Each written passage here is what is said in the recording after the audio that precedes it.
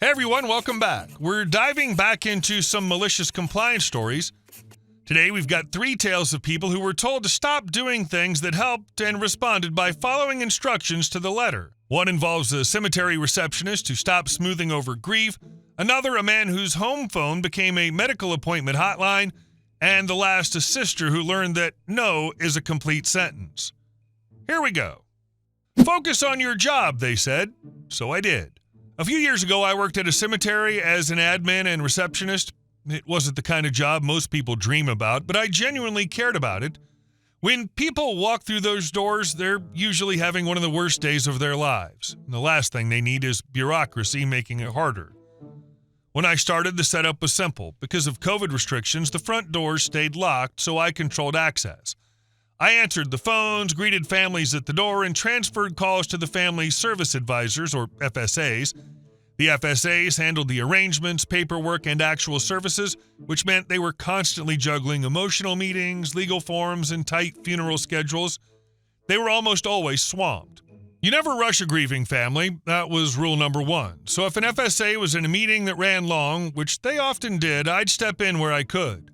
I'd answer calls, check caller ID to see if it was a family or a vendor, schedule appointments when needed, and let the advisors focus on the people sitting in front of them. Over time, we worked like a well-oiled machine. If I saw 2 families arrive within minutes of each other, I'd greet one, offer coffee, buy the FSA time. If paperwork was piling up and an advisor was about to run late for a service, I'd quietly slot the next appointment into a realistic window. No drama, no ego, just teamwork.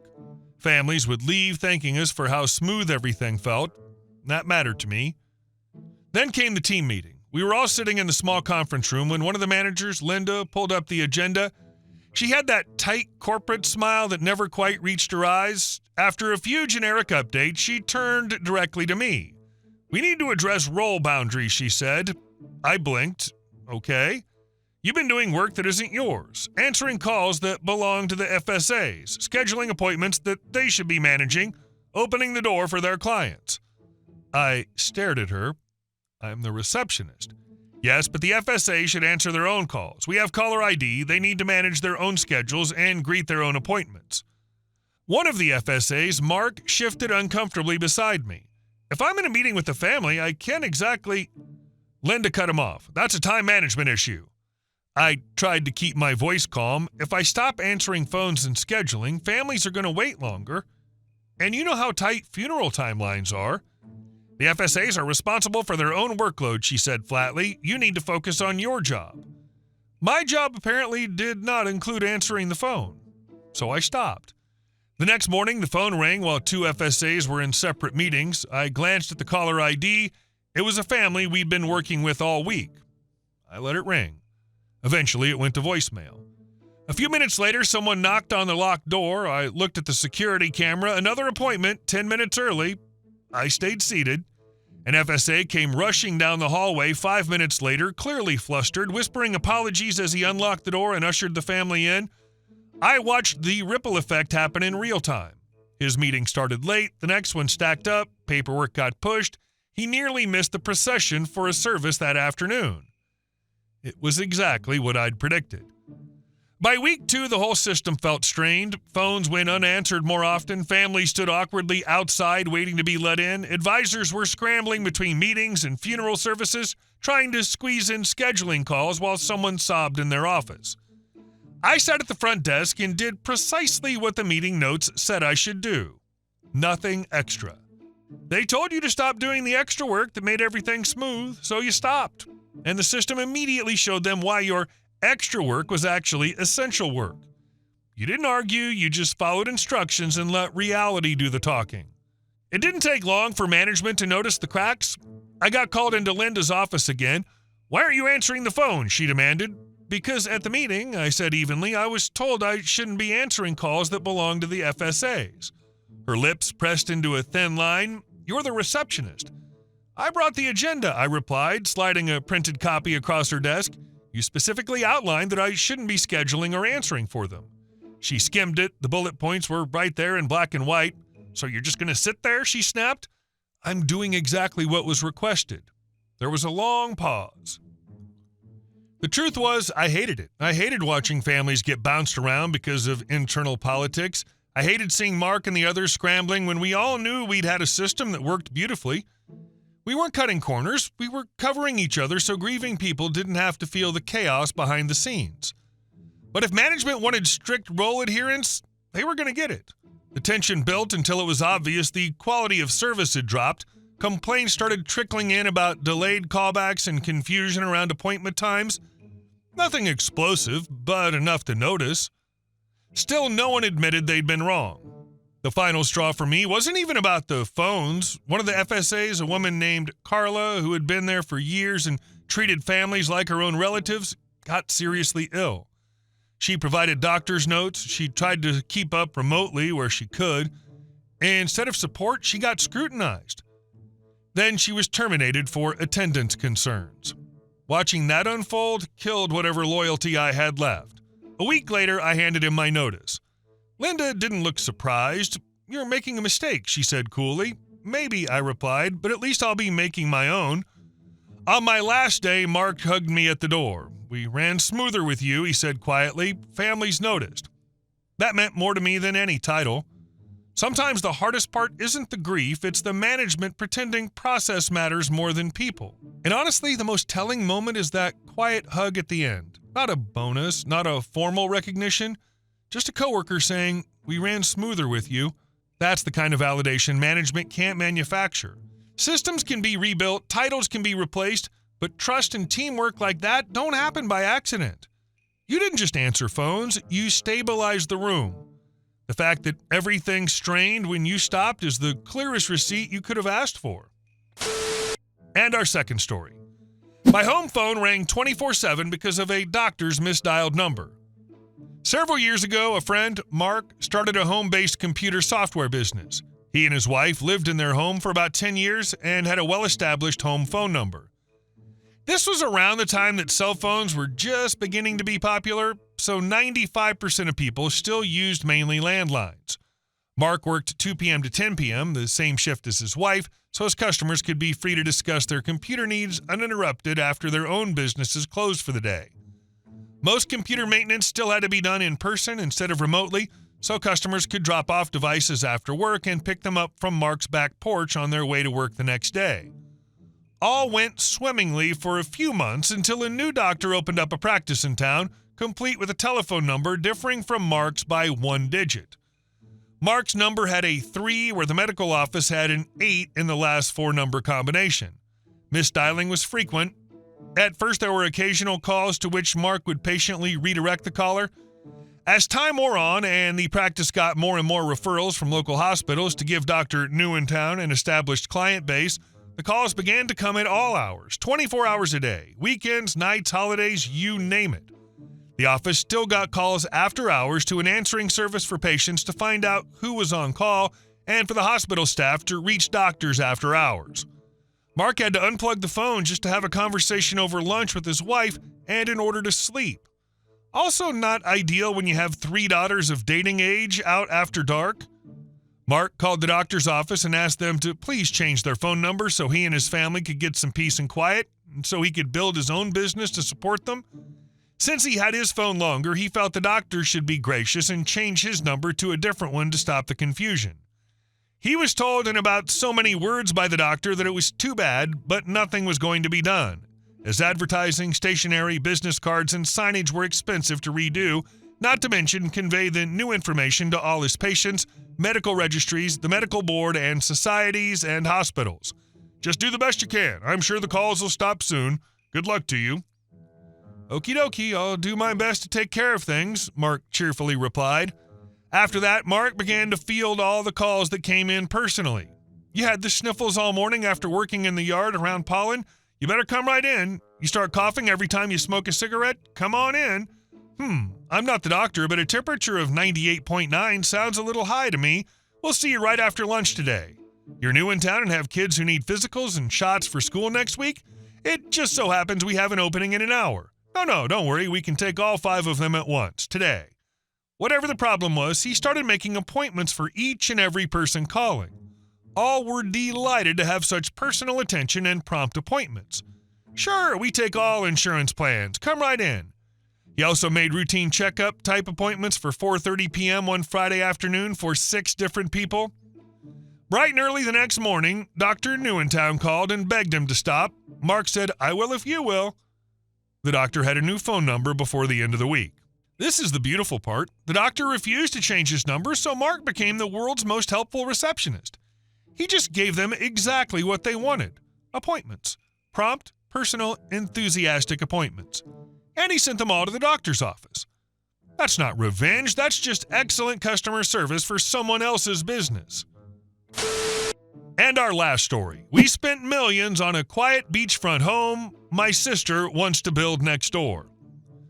I, female 28, live with my fiancé, Simon, male 33, in a beachfront house. It's a small beachfront place tucked against a nature preserve with miles of uninterrupted shoreline stretching out in both directions. We don't own the beach itself, but we own the acreage bordering it, including the 2 vacant lots on either side that were originally being marketed for development.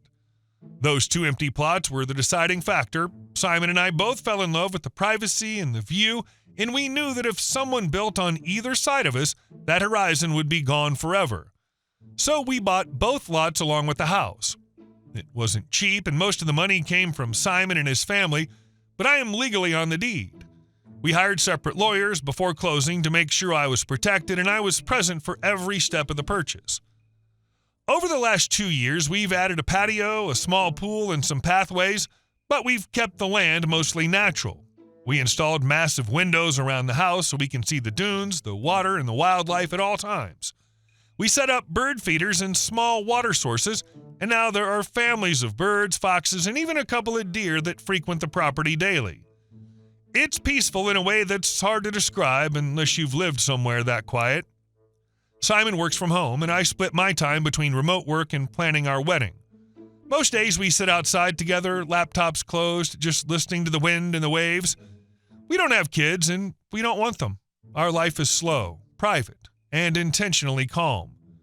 My sister Lindsay lives the opposite life. She's 30, married to Dale, and they have 5 kids under 10.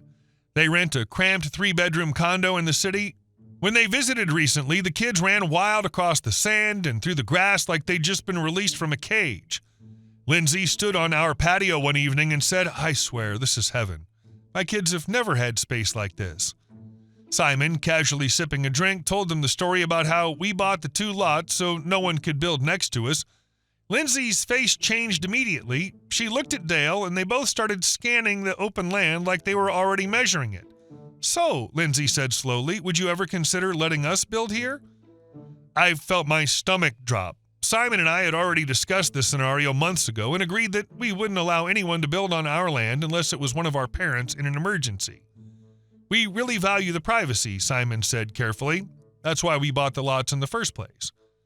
Lindsay didn't back down. She started explaining how cramped they are, how both she and Dale work 12-hour nursing shifts 5 days a week. Dale works days, she works nights, from 3 to 10 a.m. Dale's parents watch the kids so Lindsay can sleep. From 3 to 10 p.m., our parents take over so Dale can rest. "We're drowning," she said, her voice cracking. "We can afford to build a house, but land is impossible. We found a company that would build something perfect for us for around $400,000. We just need a place to put it." I couldn't sleep after that conversation. I kept picturing her kids sharing rooms, Lindsay's exhausted, my parents postponing retirement to function as childcare 5 days a week, and then I'd picture our quiet beach replaced by a 2-story house and a backyard full of screaming children. Simon was blunt. "If they build here, our life changes permanently," he said.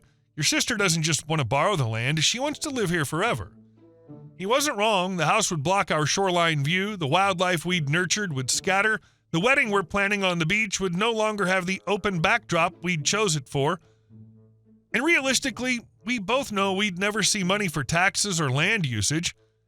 Then things escalated. Lindsay cut her visit short and left 4 days early. A week later, she told me over the phone, "If you say no, I'm going no contact. With you, with Mom and Dad, with everyone."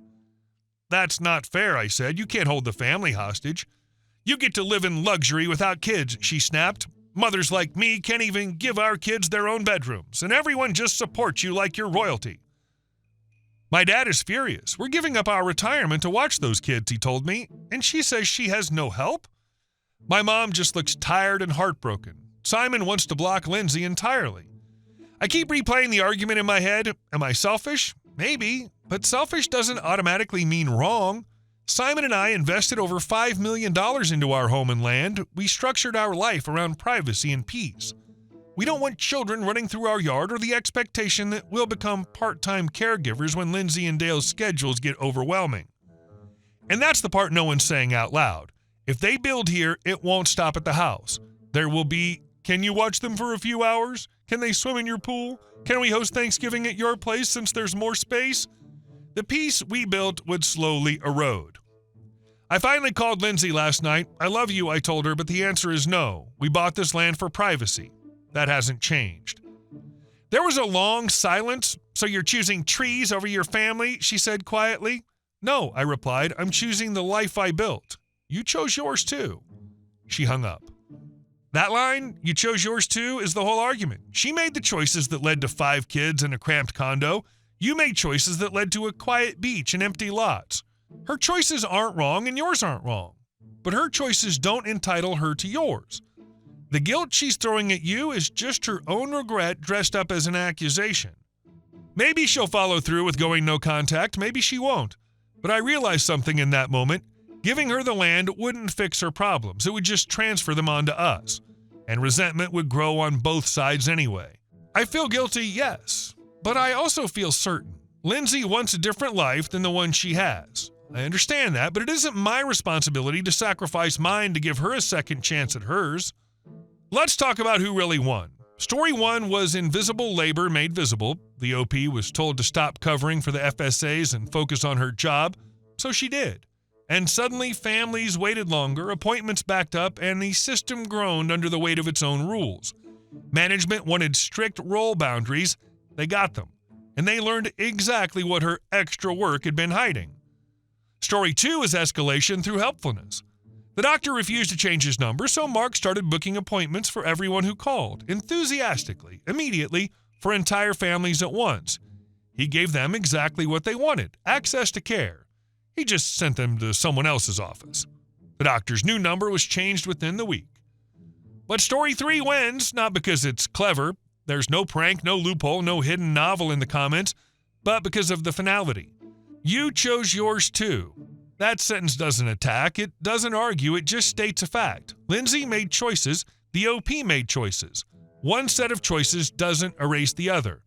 And sometimes the most painful compliance isn't with a rule, it's with the reality that you can't save everyone without losing yourself. So what's your verdict? Which story had the best malicious compliance? Vote in the comments, 1, 2, or 3. Hey guys, thank you all for watching the video. I'll see you in the next one.